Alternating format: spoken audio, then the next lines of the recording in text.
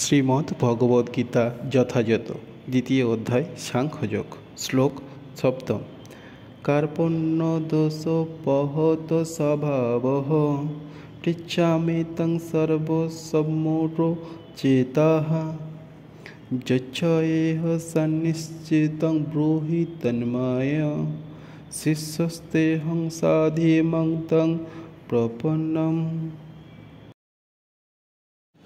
অর্জুন ভগবান শ্রীকৃষ্ণকে বলছেন,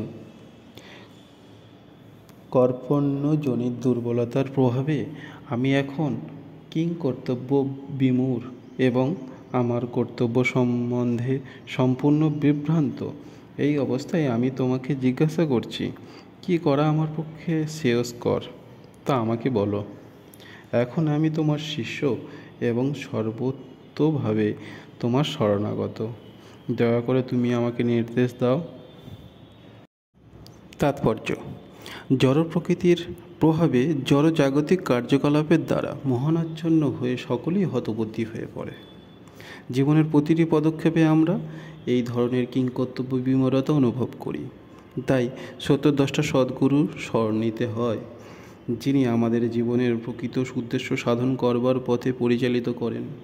জীবনের আকাঙ্ক্ষা জটিল সমস্যাগুলির থেকে পরিত্রাণ পাওয়ার জন্য সদ্গুরু শরণাপন্ন হওয়ার উপদেশ সমস্ত বৈদিক সাহিত্যে দেওয়া হয়েছে। এই সমস্যাগুলি ঠিক দাবানলের মতো, যা কারোর প্রচেষ্টা ব্যতীতে আপনা থেকেই জ্বলে ওঠে।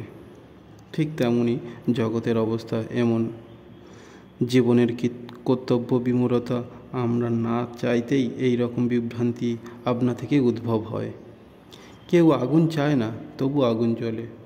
আমরা হতবুদ্ধি হয়ে পড়ি। বৈদিক জ্ঞান তাই উপদেশ দেয় জীবনের কিংকর্তব্য বিমূঢ়তা সমাধানের জন্য। আর এই সমাধানের বিজ্ঞান হৃদয় সঙ্গম করবার জন্য গুরু পরম্পরায় ধারা সদ্গুরু শরণাপন্ন হতে হবে। যে ব্যক্তি সদ্গুরুর সান্নিধ্য লাভ করেন তিনি সমস্ত বিষয়ে অবগত হন। তাই জড় জগতের মোহের দ্বারা আবদ্ধ না থেকে সদ্গুরু শরণাপন্ন হওয়া উচিত। এটি এই শ্লোকের তাৎপর্য। হরে কৃষ্ণ, হরে কৃষ্ণ।